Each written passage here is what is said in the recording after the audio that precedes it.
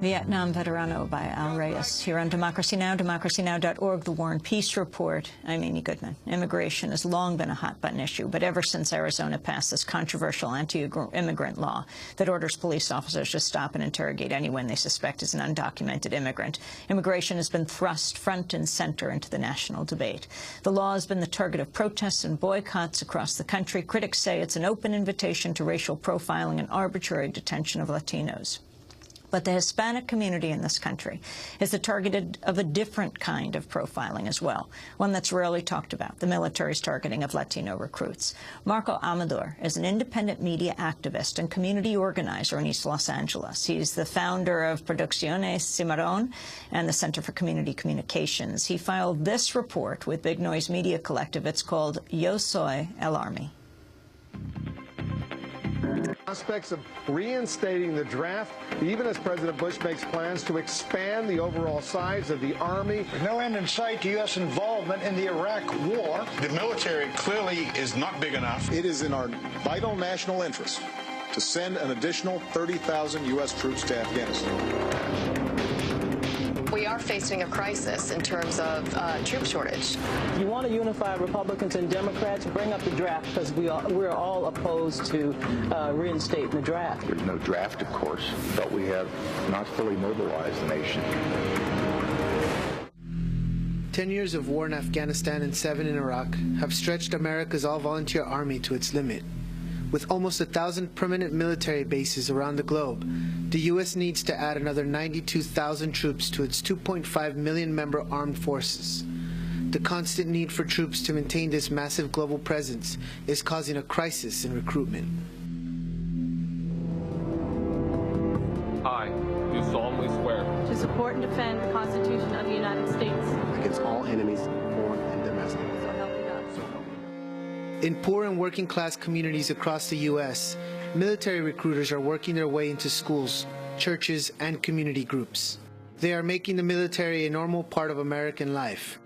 A 2009 study by the U.S. Army-funded think tank RAND specifically pointed to Latinos as an untapped source of recruits.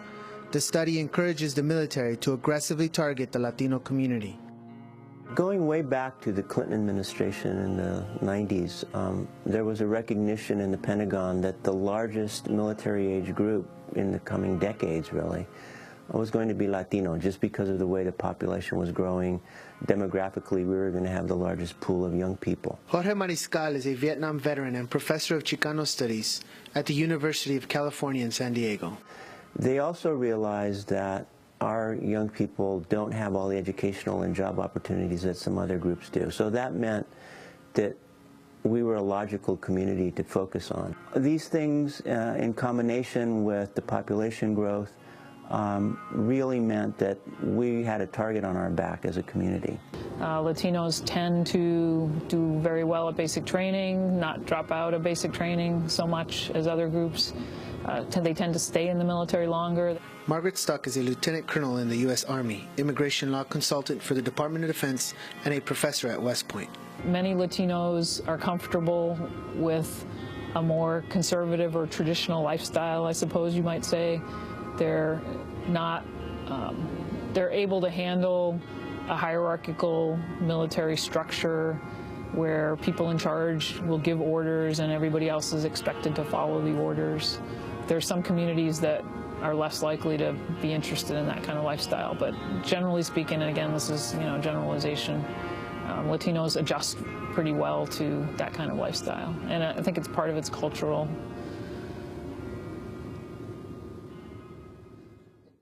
If you look at the Pentagon's own documents, they have 3 or 4 principal markets.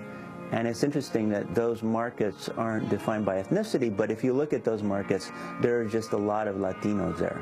So the San Antonio market is huge. The New York City area, New Jersey, again, heavy in Latinos is one of their main markets, the Miami market. The LA market is huge, which actually stretches all the way up into Central California to about San Jose. So if you look at the demographics there, Latinos are overrepresented.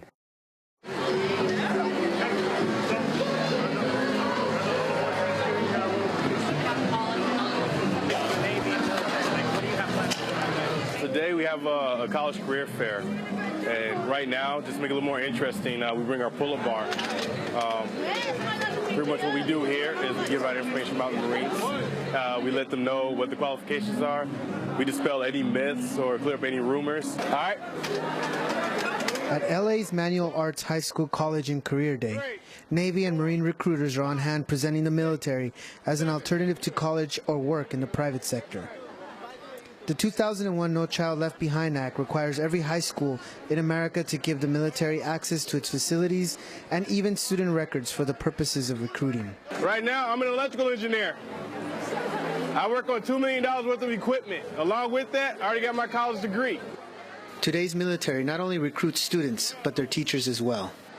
As an educational professional, your highest priority is guiding students to opportunities that will result in successful futures.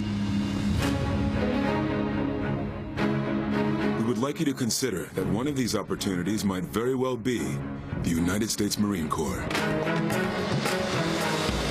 A lot of people and certain educators in school believe that, you know, if you go to the Marine Corps, you know,